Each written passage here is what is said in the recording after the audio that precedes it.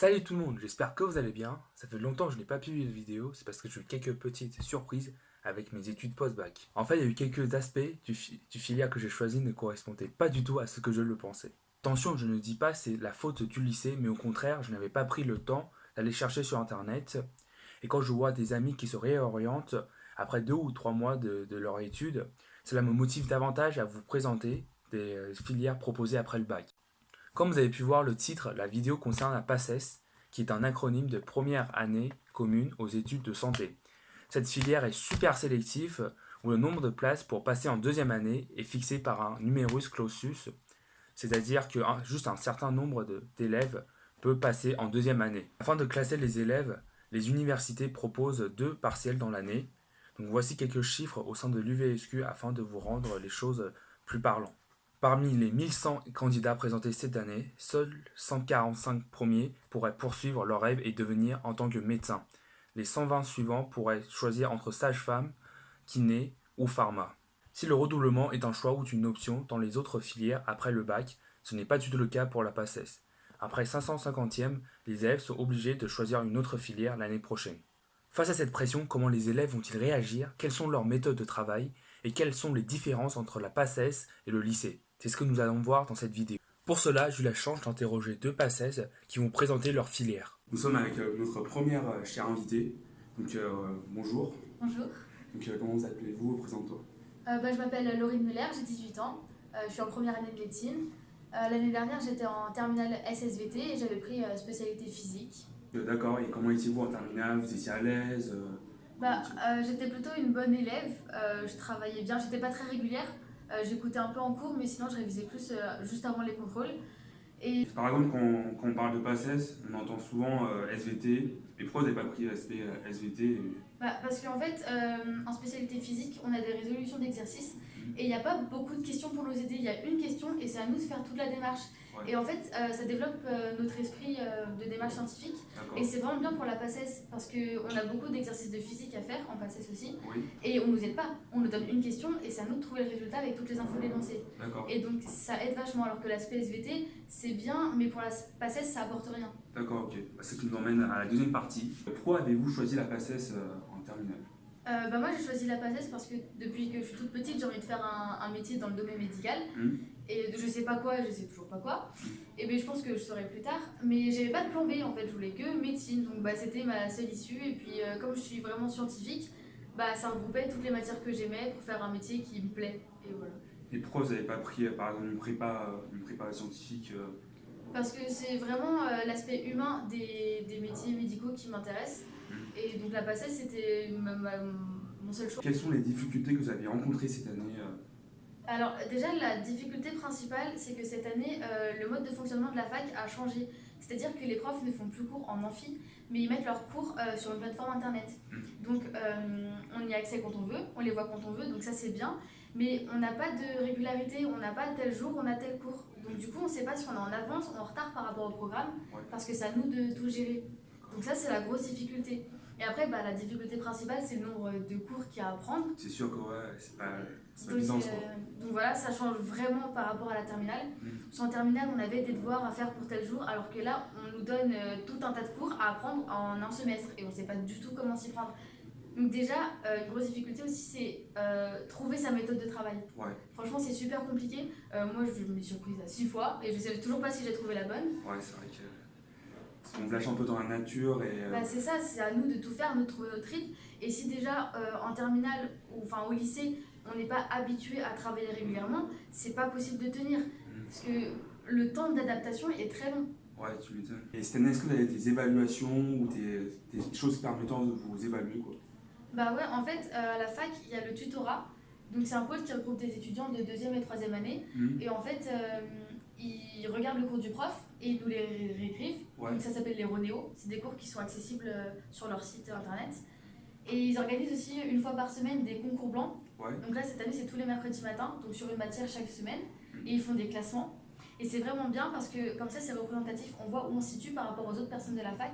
Parce qu'on est toujours 500, 600 à y aller. Donc ça vous donne un classement sur 500, 600 personnes et c'est quand même bien pour voir. Et ils organisent aussi des TD parfois, donc à préparer avant et on les corrige tous ensemble en amphi. D'accord, ok. Voilà, donc c'est bien parce que ça nous entraîne et on n'est pas tout seul parce qu'en plus, comme c'est des étudiants, ils sont passés par là un an avant, donc ils nous comprennent vraiment, on peut vraiment leur poser des questions, même personnelles et pas seulement par rapport au cours, et donc c'est bien. Sentez-vous mentalement? Est-ce que vous êtes stressé? Alors, moi, je me mets de la pression naturellement depuis toujours, donc oui, je suis très stressée. Au second semestre, beaucoup moins qu'au premier, parce que je sais comment ça se passe, j'ai à peu près trouvé ma méthode de travail. C'est quand même super stressant parce que on n'est pas une fac où c'est très compétitif, on s'entraide quand même beaucoup, mais le concours en lui-même impose un esprit compétitif, et donc c'est ça qui est stressant en fait. Ouais, c'est vrai que... Et c'est de savoir, et aussi les résultats des concours blancs, ça peut démoraliser quand on a des mauvais résultats, mais ça peut aussi motiver. Donc je sais que moi je me démotive très vite, mais je me remotive très vite après. Mais j'ai quand même beaucoup de coups de mou, mais comme tout le monde en PACES. Et il faut être très très fort mentalement, et en fait la PACES c'est là pour nous tester, c'est vraiment là pour trier ceux qui peuvent supporter une pression, une surcharge de travail, et ceux qui peuvent pas. Est-ce que tu t'es fait des nouvelles potes? Est-ce qu'il y a des gens qui vous expliquent quand tu comprends pas? Bah, j'ai pas trop de nouveaux potes. En fait, quand je bossais à la bibliothèque, je bossais avec des gens avec qui j'ai fait connaissance, mais c'est juste resté des connaissances. Sinon, j'ai gardé des potes de terminale qui sont en PACES avec moi, et donc on se parle beaucoup, je travaille parfois avec eux, je peux leur poser des questions. Mais sinon, je trouve que c'est compliqué de se faire des potes, parce que s'il y en a qui passent en deuxième année et pas d'autres, tu crées des liens qui vont après se perdre. Qu'est-ce qui te motive et qui te démotive en PACES? Alors, ce qui me motive, c'est de voir tout ce que les deuxième années font. Voir tout ce que je Les pourrais soirées faire et tout, si j'arrive. Parce qu'ils font plein de stages, ils font des dissections, ils apprennent plein de trucs, ils ont un peu de temps libre, c'est cool, ils font des soirées. Et c'est motivant parce que tu sors de ce contexte de PACES où tu fais pas grand chose, quoi. Donc ils s'amusent, j'ai envie de m'amuser, donc j'ai envie de réussir, et c'est ça qui me motive vachement. Et ce qui me démotive, c'est de voir que parfois je bosse et que les résultats de mes concours blancs suivent pas forcément. Parfois, quand j'ai des mauvais résultats, ça me démotive vachement. En dehors de ta PACES, est-ce que tu as des cours particuliers? Ouais, j'ai une prépa. Bon, après, c'est pas une prépa. En fait, les prépas de PACES, c'est pas comme les prépas dont on peut entendre parler, les prépas d'ingénieurs ou je sais pas quoi. C'est, en fait, on paye cher. Et en fait, ils nous donnent des cours. Donc, c'est un peu comme le principe du tutorat. Sauf que là, c'est des cours polycopiés. Ils nous les donnent imprimés, on n'a pas à le faire. Et on a aussi des séances une fois par semaine, en fait 4 heures par semaine, on a des cours avec des vrais profs qui nous expliquent les cours, et c'est super pratique pour par exemple comprendre les formules de physique, parce que les profs dans leurs cours ils balancent les formules et puis démerdez-vous. Alors que là au moins on a des exercices d'application, ils nous donnent des astuces méthodo pour pas confondre des trucs, pour retenir certaines formules, et donc c'est vraiment bien. Et on a des concours blancs aussi avec la prépa. Et voilà, donc je paye 5 000 € l'année, parce que je suis à la Medisup, c'est la plus connue. Mais après, il y a d'autres prépas qui peuvent être un peu moins chères et très bien. J'ai pas forcément d'avis parce que je les connais pas toutes. Mais là, je sais que par exemple, par classe, par groupe, on est 50 avec un seul prof. Et il y en a d'autres où ils sont 20 ou 30 avec un seul prof. Donc ça peut être mieux pour poser des questions. T'as un planning de travail cette année? Oui, j'en ai fait un. Bon, je l'ai refait plusieurs fois. Mais là, actuellement, ce que je fais, c'est que tous les dimanches, je fais mon planning pour la semaine, où je calme mes créneaux, des créneaux de 2 heures, je mets les matières que je veux faire et après je mets chaque cours.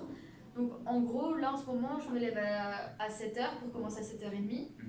Après jusqu'à midi et demi, je prends une demi-heure pour manger.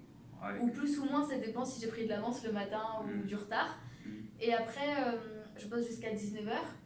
Je prends 1 heure pour manger le soir. Enfin, prendre ma douche, manger, me poser un peu. Et après, je bosse jusqu'à 22h. Je bosse pas trop le soir. Ou est-ce que ta méthode de travail a changé par rapport à la terminale?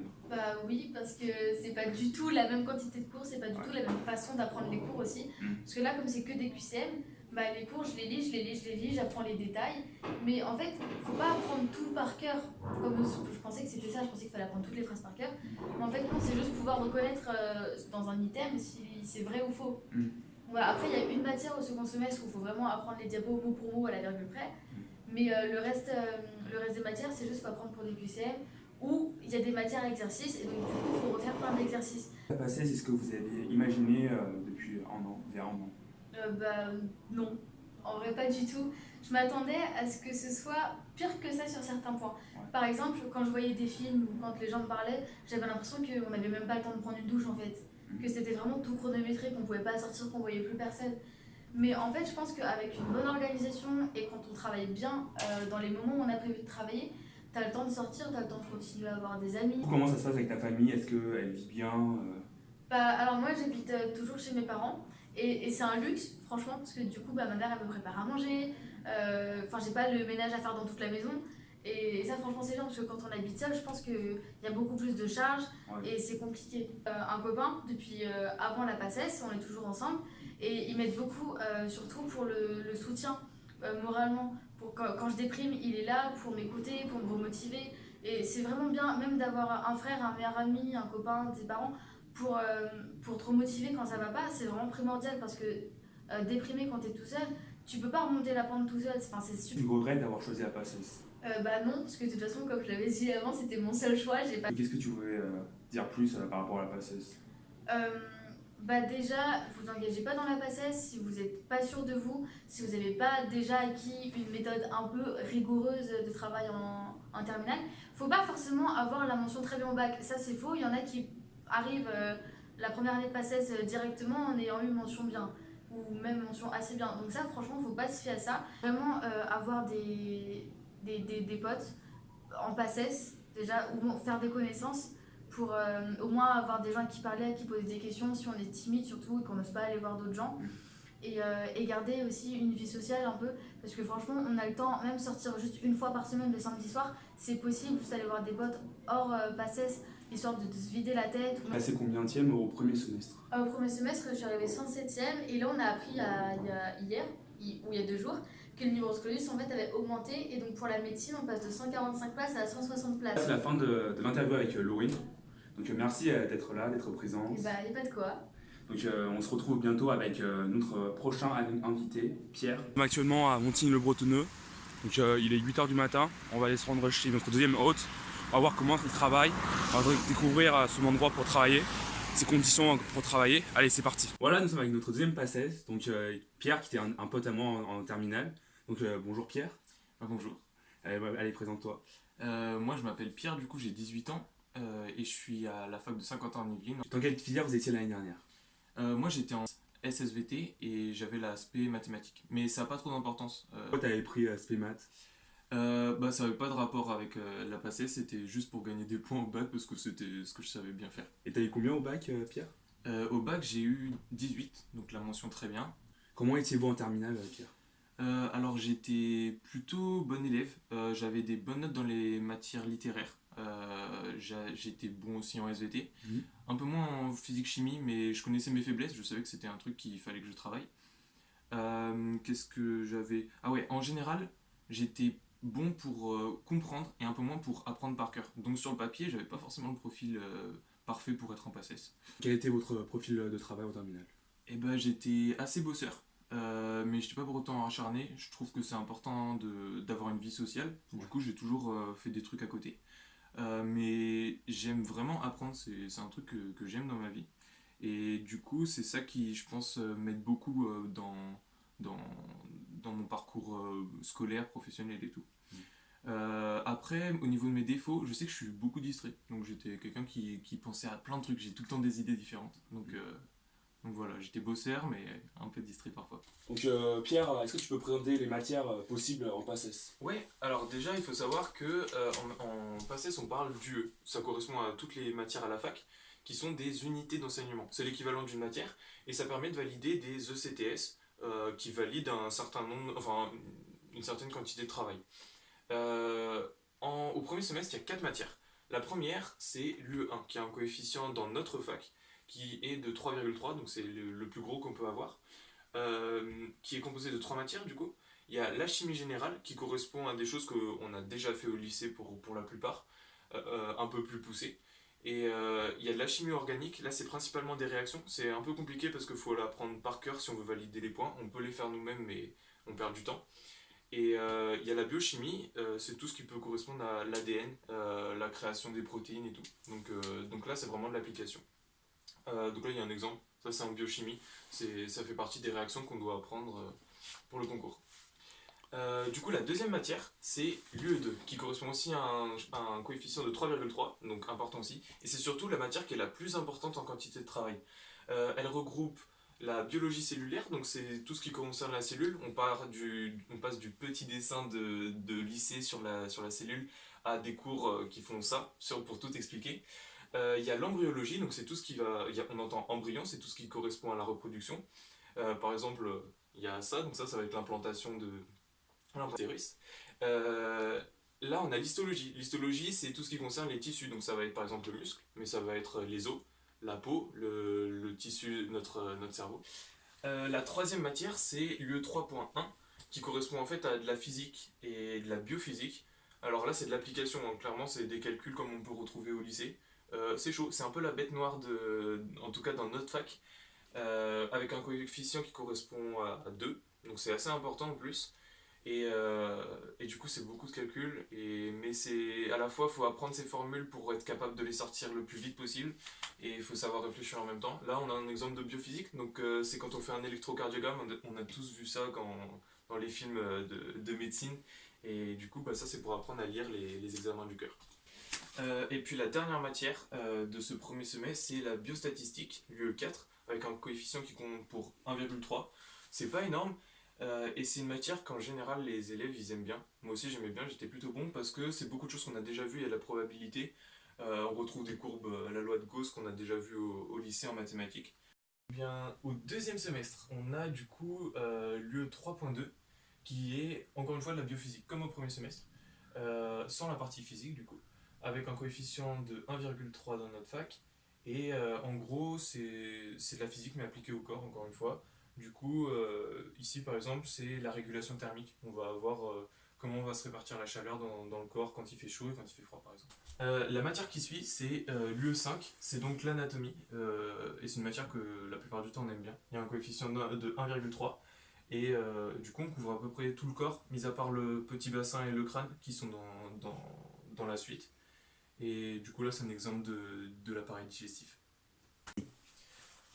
Alors la matière qui suit c'est l'UE6 avec un coefficient de 1,3 toujours, qui concerne du coup les médicaments. Alors pas leur conception, pas ce qu'il y a à l'intérieur du médicament, mais tout le fonctionnement, donc un peu le côté administratif, et c'est pas trop chiant, genre il y a vraiment plein de trucs à apprendre dessus, donc c'est intéressant. La dernière matière du tronc commun, le tronc commun c'était toutes ces matières là, c'est l'UE7 avec un coefficient de 2,7, et clairement pour la majorité des élèves c'est la matière qui est la plus compliquée de la PACES, parce que c'est la seule où on doit apprendre des trucs réellement par cœur.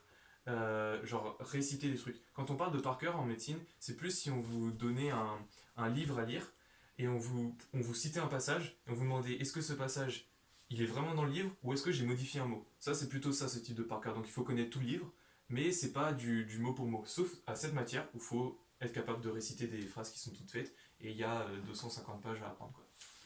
Par contre, c'est une matière qui est compliquée, mais elle est vraiment intéressante. Genre, c'est le vrai métier. Par exemple, il y a des trucs sur la relation soignante, sur qu'est-ce que c'est que la définition de la médecine. Donc, c'est vraiment des trucs qui rentrent dans le thème de la médecine, et pour le coup, c'est pas que du bachotage, quoi. Alors, après, il y a les matières des options. C'est pas réellement des options pour ces deux matières-là, parce qu'en réalité, ces matières-là, tout le monde est obligé de les faire, qu'on soit en médecine, en pharmacie, dentaire ou maïeutique. Du coup, la première, c'est la santé 1 avec un coefficient de 2, donc c'est assez important. C'est une matière un peu fourre-tout, on a un peu de tout, c'est l'anatomie de la tête du cou, l'anatomie du petit bassin, et les méthodes d'étude du génome avec encore une fois de l'ADN, des choses comme ça. Et puis après, il y a la santé 2. La santé 2, c'est lié au médicament, mais cette fois à sa conception. On va parler de l'origine du médicament, de quelles sont les étapes pour sa fabrication. Donc par exemple ici on avait donc le crâne, et ici c'est parce qu'on apprend le mécanisme lié à l'opium, la morphine, la codéine, tout ça qui sont des molécules proches. Donc voilà, ici il y a un coefficient de 0,9, et alors ces matières là, celles-ci qui sont des options du coup, ne comptent uniquement si on veut passer en deuxième année directement. Pour quelqu'un qui se sentirait pas très chaud pour passer cette année et qui voudrait redoubler, il y a uniquement les matières du tronc commun qui comptent, et ça ce sera pour l'année où vous allez passer. Et du coup, pour les vraies options, du coup, celles qu'on choisit quand on choisit la voie dans laquelle on veut s'engager, alors on peut faire les trois, mais ça va vous faire un classement qui est différent pour chaque matière. Pour médecine pharmacie, celle que je voudrais, il y a un coefficient de 0,6. Et du coup, c'est plutôt de la chimie organique. Donc, c'est des réactions qui sont complémentaires de ce qu'on pouvait faire en chimie au premier semestre, en UE 1. Pour la maïeutique, alors maïeutique, ça veut dire sage-femme. C'est plutôt de l'embryologie, il me semble. Et pour dentaire, c'est de l'anatomie de la mâchoire et du crâne, je crois. Alors ce qu'il faut savoir, c'est que tous ces coefficients que j'ai donnés, c'est des coefficients qui sont propres à chaque fac. Chaque fac fixe ses propres coefficients, et du coup ça peut varier, et moi en l'occurrence c'est l'université de Versailles-Saint-Quentin, mais ce sera pas pareil si vous êtes à l'autre bout de la France. Et il y a une autre chose aussi, c'est que le contenu des matières n'est pas précisé dans les détails. En gros, les matières sont communes, vous avez des trucs qui sont partout pareils, mais le contenu dans les cours, dans les chapitres qui sont étudiés, c'est chaque prof qui le définit en début d'année, et du coup c'est propre à chaque prof de chaque fac. Donc ça peut changer, et en réalité, dans les matières, vous n'aurez peut-être pas la même chose là où vous êtes. Pierre, merci d'avoir présenté les matières. Ouais. Donc, quelles sont les différences pour toi entre les matières de terminale et de la PACES? Alors la première différence, c'est qu'il y a une application qui est beaucoup plus concrète sur ce qu'on apprend. C'est pas des matières qui sont générales et du coup on choisit pas trop. En l'occurrence, c'est vraiment des matières qui concernent la médecine, donc pourvu que tu aimes ça, tu trouves une application, donc ça c'est plus intéressant. C'est beaucoup plus large en fait. Il y a des applications, donc comme on voit en UE2, il va y avoir d'un côté l'embryologie, d'un côté l'histologie, d'un côté la biologie cellulaire et tout. Donc voilà. Sinon la différence c'est la quantité d'informations à apprendre, ça c'est vraiment la grosse différence. Le fait que ça soit du par cœur, c'est vraiment que du par cœur, mis à part quelques applications numériques calculatoires quoi. Et sinon, c'est pas plus complexe que la terminale, ça c'est sûr. Sur le principe, si vous êtes capable d'apprendre, et tout le monde est capable d'apprendre, il n'y a pas de difficulté particulière en PACES. Quelle est selon toi la meilleure méthode en PACES? Alors il y a un truc qui est très important à savoir, c'est que il n'y a pas une seule méthode. Il y a autant de méthodes que d'étudiants en PACES en fait. Chacun doit trouver sa propre méthode qui lui correspond, autant dans le travail pur que dans l'organisation de sa vie au quotidien. Et le but c'est d'atteindre forcément le maximum de vos capacités, donc c'est un truc qui va vous correspondre à vous. C'est cool. Et puis surtout, un truc important, c'est qu'il faut tenir toute l'année. Ça c'est important à prendre en compte. C'est comme un marathon quoi. C'est un marathon, tout à fait. Et du coup, c'est important que vous ayez les chaussures qui vous correspondent. Parce que si vous courez en sandales, vous n'allez pas réussir. Donc parmi toutes ces méthodes divergentes, donc quelle est ta méthode, Pierre? Alors déjà, faut savoir, je fais une parenthèse, c'est que par rapport au lycée, le seul truc que ça m'a apporté et que ça peut vous apporter, c'est sur la méthode de travail du coup. Parce que sur ce que vous apprenez, ça vous apportera rien. Ça va être de testez-vous. Le bac c'est la meilleure chose pour vous pour savoir comment travailler. C'est le moment pour vous de vous tester au maximum de vos capacités. Comment est-ce que vous réagissez quand vous êtes sous pression. Donc ça c'est vraiment important. Et du coup, ce qui est important quand vous serez en PACES, c'est de tout le temps se remettre en question. Vous pouvez changer 15 fois de méthode. Tant que vous n'avez pas trouvé celle qui est parfaite, c'est pas grave. Dites-vous ça fonctionne pas, ok, j'abandonne. Ça, par contre, c'est bien. Et allez-y. Et du coup, ça c'est important. Après, je l'ai dit, il faut allier efficacité dans le travail et un équilibre de vie qui est important. Moi, je sais par exemple, quand j'étais au premier semestre, je dormais très très peu. Je me suis entraîné, ça faisait 2 ans, à faire du sommeil polyphasique. Le principe, c'est que on réduit le temps total de sommeil en créant plusieurs phases. Du coup, on fait plus un sommeil de 8 heures, mais on va faire 3 siestes dans la journée, ce qui va nous permettre de dormir 3 heures la nuit et de faire 3 siestes de 30 minutes. C'est ce que j'ai fait et ça fonctionnait bien, sauf que il suffit de manquer une sieste et j'étais fatigué. Donc c'est pas forcément bénéfique. Du coup, j'ai parlé un peu en général, mais en ce qui concerne ma méthode, le plus important déjà, c'est d'apprendre ce que vous faites. Vous serez tellement plus efficace dans ce que vous faites quand vous apprenez. Moi, personnellement, quand il y a des matières que j'aime pas, par exemple les calculatoires en physique, ça me plaisait pas trop. J'ai d'abord appris à aimer, à apprendre quelle est l'application en médecine, qu'est-ce que je peux trouver dans cette matière, avant de commencer. Ça, c'est le premier point. Ensuite, il y a la répétition. Il faut faire beaucoup de fois les cours parce qu'on est dans un principe de par cœur. Quand on apprend par cœur, on dit qu'il faut apprendre 7 fois quelque chose pour l'avoir retenu à vie. Ça, c'est la concentration maximum. Mais c'est vraiment important de répéter les choses. Moi, au début de l'année, j'ai appris les cours, j'ai mis 2 mois à apprendre à voir tous les cours parce que j'essayais de les apprendre en détail. Au bout de 2 mois, j'avais vu qu'une seule fois chaque cours. Alors c'est bien, hein, sauf que le cours que j'avais vu il y a 2 mois, je m'en souvenais pas. Donc répétez les choses et entraînez-vous. Faites un maximum de QCM pour vous entraîner. Parce que c'est comme ça qu'on apprend le mieux, on ressent des erreurs, déjà ça vous devez tous le savoir. Mais clairement, c'est en ayant une correction, en sachant où est-ce que vous avez des problèmes, où est-ce que vous vous débrouillez bien et vous pouvez un peu laisser les cours, que vous serez vraiment efficace et que vous allez gagner du temps surtout, parce que c'est le temps qui est important. Donc l'évaluation. Répétition, évaluation et aimer ce que vous faites, c'est vraiment important. Il y a, rapidement, il y a des personnes qui en parlent. Il y a Idriss Aberkan pour aimer ce qu'on fait. Pour les méthodes de travail, en général, il y a un mec qui s'appelle Patrick Sayer. Il fait un peu flipper, mais c'est vraiment un peu intéressant. Je mettrai tout ça dans le lien de la description. Là, c'est un tableau qui permet de noter toutes les matières qui sont au deuxième semestre seulement. Il y a du coup tous les chapitres qui sont marqués. Et à chaque chapitre, je note le nombre de fois que je fais le cours. C'est important pour se repérer, pour s'organiser surtout en période de révision, de savoir combien de fois vous avez eu un cours pour pas être en retard. Et j'ai le nombre de fois aussi avec un code couleur, vert pour 1, bleu pour 2, rouge pour 3, le nombre de fois qu'il me reste à avoir un cours d'ici le concours en fonction de mes objectifs. Donc voilà, ça je vous conseille de prendre des notes pour être organisé, c'est important. Voilà, merci Pierre pour tout ça. Donc voilà, est-ce que tu fais beaucoup de sport? Parce que en fait, ma chaîne elle est dédiée à faire du sport, à motiver les gens à faire du sport. Donc c'est vrai qu'en faisant du sport au départ j'étais pas du tout un bon étudiant. J'avais 10, 12, 11 de moyenne en première. C'est vrai qu'en faisant du sport j'ai pris de la rigueur. Je dis pour progresser, il faut vraiment être sérieux, se la donner, il faut être toujours au maximum. Et c'est vrai que je pense que là j'ai fait une petite analogie avec les études. C'est vrai que là, c'est vrai qu'en terminale j'ai repris et tout. Bon, c'est vrai qu'en première on faisait par exemple les fonctions en maths et tout. En terminale, je savais même pas si c'était une fonction racine carrée par exemple. C'était vraiment catastrophique. Et bon, en terminale, je me suis fini avec 14 de moyenne G, avec 15-16 en maths et tout.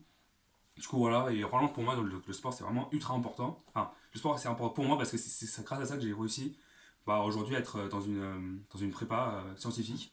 Donc, ouais, du coup, est-ce que tu fais beaucoup de sport Ouais, pour moi, je suis totalement d'accord avec toi. Le sport c'est vraiment important. Déjà, d'un point de vue scientifique, du coup, ça permet de faire bien fonctionner votre cerveau. Mais en plus, je pense que c'est le reflet de notre motivation, de tout ce qu'on veut faire, de tout ce dont on est capable de montrer quoi, au quotidien, comme dans le travail. Donc ouais, je suis totalement d'accord avec toi là-dessus. Et du coup, je fais du sport, j'ai jamais arrêté. À un moment, j'ai un peu ralenti, je courais 1 fois par semaine, maintenant j'essaie de courir 3 fois par semaine. J'ai un peu de matos pour faire du sport dans ma chambre pour me défouler, donc ouais, je continue et je vous invite tous à le faire, c'est important. Voilà, c'est la fin de la vidéo, donc merci Pierre. De rien, ça me fait plaisir. Franchement, je remercie énormément à Pierre et à Laurine qui m'ont soutenu pendant cette vidéo. Grâce à sans eux, j'aurais jamais pu faire cette vidéo. Donc en faisant cette vidéo, j'ai appris beaucoup de choses sur la PACES, qui est vraiment une filière très dure et très difficile, avec beaucoup de pression. Mais si on arrive bien à gérer, on arrive très bien à s'en sortir comme Pierre ou Laurine. Donc voilà, et n'hésitez pas à aller leur parler. Je mets en lien de la description leur Instagram et leur Facebook. Donc ils sont ultra sympas, ultra généreux, ils vont répondre à toutes vos questions. Merci d'avoir regardé la vidéo, donc j'espère que cette vidéo vous a plu.